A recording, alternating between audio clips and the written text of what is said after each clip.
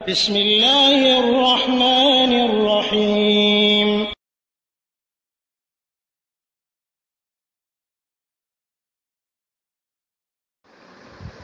السلام عليكم ورحمة الله وبركاته. الحمد لله وحده والصلاة والسلام على من لا نبي بعده وعلى آله وصحبه ومن والاه। সম্মানিত ভাই আব্দুল হাফিজ লন্ডন থেকে জানতে চেয়েছেন যে হজ্জের ফরজ, হজ্জের ওয়াজিব এবং হজ্জের সুন্নতগুলো সংক্ষেপে যদি বলে দিই তাহলে অনেক উপকৃত হবেন। জি ভাই, আলহামদুলিল্লাহ। এসো ইসলাম প্রচার করি গ্রুপের সকল ভাই বোন এবং সকল মুসলিম উম্মাই এর দ্বারা উপকৃত হবে ইনশাআল্লাহ। হজ্জে বাইতুল্লাহর ফরজ, তিনটি ফরজ হলো সর্বসম্মত ফরজ, আর একটি ফরজ নিয়ে আহলুল ইলমদের মধ্যে ইখতিলাফ রয়েছে। যে তিনটি ফরজ সর্বসম্মত সেই তিনটি হলো: 1 নম্বর এহরাম বাঁধা। এই এহরাম বাঁধাটা এটি একটি ফরজ। 2 নম্বর ফরজ উকুফে আরাফা, অর্থাৎ 9 জিলহজ তারিখে আরাফার ময়দানের সীমানার ভিতরে অবস্থান করা। 3 নম্বর তাওয়াফে ইফাদা বা তাওয়াফে জিয়ারা, যেটি আরাফার পরে 10 তারিখ থেকে শুরু করে যে তাওয়াফটি করা হয়, এটি হজের ফরজ তাওয়াফ। এই তিনটি হজের ফরজ সবার ঐক্যমতে ফরজ, কোনো আহলুল ইলমের এই ব্যাপারে দ্বিমত নেই। এহরাম বাঁধা, আরাফাতে অবস্থান এবং তাওয়াফে জিয়ারা।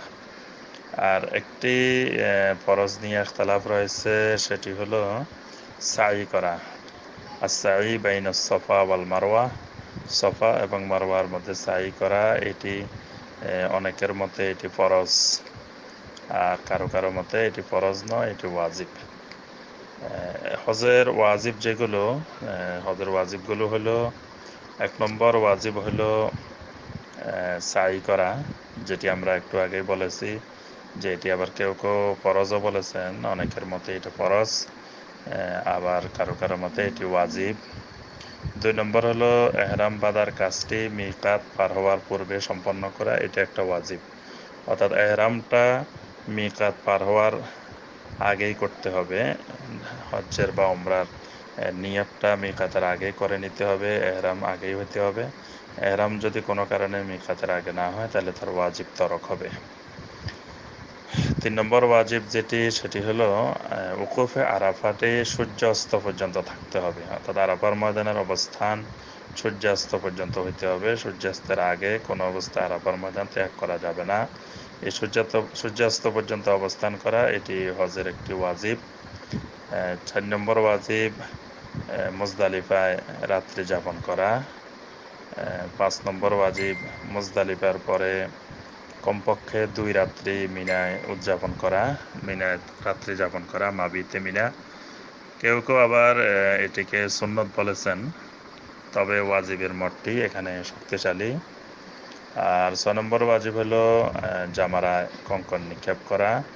7 নম্বর ওয়াজিব হলো হাদি জবাই করা, তামাত্তু এবং কেরান হাজিদের জন্য। 8 নম্বর ওয়াজিব হলো হলক করা বা কসর করা, চুল কাটা। 9 নম্বর ওয়াজিব হলো তাওয়াফুল বিদা বা বিদায়ী তাওয়াফ। এগুলো হলো হজের ওয়াজিব। ফরজ এবং ওয়াজিবের মধ্যে পার্থক্য হলো, ফরজগুলো যদি যে কোনো একটি ছুটে যায় তাহলে তার হজেই বাতিল হয়ে যাবে, হজ হবেই না। আর ওয়াজিবগুলো যদি যে কোনো একটি ছুটে যায় তাহলে তার দম দিলে, একটি পশু জবাই করলে এটি তার আদায় হয়ে, ওয়াজিব আদায় হয়ে যায়। যেমন সলাতে কোনো ওয়াজিব ভুল হলে আমরা সাজদায়ে সাহু দিয়ে থাকি, ঠিক এখানে একটি দম দেওয়া ওয়াজিব হয়ে যায় যদি কোনো ওয়াজিব পরিত্যাগ করে। আর হজ্জের যে গুরুত্বপূর্ণ সুন্নতগুলো, সুন্নত অনেক। এই যে আমরা যে ফরজগুলো বললাম, ওয়াজিবগুলো বললাম, এগুলোর প্রত্যেকটির সাথে আবার অনেকগুলো সুন্নত জড়িত রয়েছে। তবে গুরুত্বপূর্ণ উল্লেখযোগ্য যে সুন্নতগুলো হজের, সেগুলো হলো এহরামের পূর্বে গোসল করা, পুরুষদের সাদা রঙের এহরামের কাপড় পরা, তালবিয়া পাঠ করা। তালবিয়াটা আবার যখন এহরামের নিয়ত করা হবে, হজের নিয়ত করা হবে, তখন থেকে শুরু করে একটা নির্দিষ্ট সময় পর্যন্ত এই তালবিয়া পাঠ করতে হয়। এরপরে 8 জিলহজ রাত্রে মিনে অবস্থান করা, এটি সুন্নত, কিন্তু 11-12 এই 2 দিন অবস্থান করা এটি ওয়াজিব। তারপরে ছোট এবং মধ্যম জামারা কঙ্কন নিক্ষেপের পরে একটু সামনে সরে গিয়ে দোয়া করা, এটি সুন্নত। এফরাদ হাজিদের তাওয়াফে কুদুম করা, এটি সুন্নত। এরকম কোনো সুন্নত ছুটে গেলে সে তার জন্য দম দিতে হবে না। তো আশা করি সংক্ষেপে আমরা হজের ফরজ, ওয়াজিব, সুন্নত জানতে পেরেছি। ওয়াবিল্লাহি তাওফিক ওয়া সাল্লাল্লাহু আলা নাবিয়্যিনা মুহাম্মদ ওয়া আলিহি ওয়া সাহবিহি ওয়া সাল্লাম। আসসালামু আলাইকুম ওয়া রাহমাতুল্লাহি ওয়া বারাকাতুহু।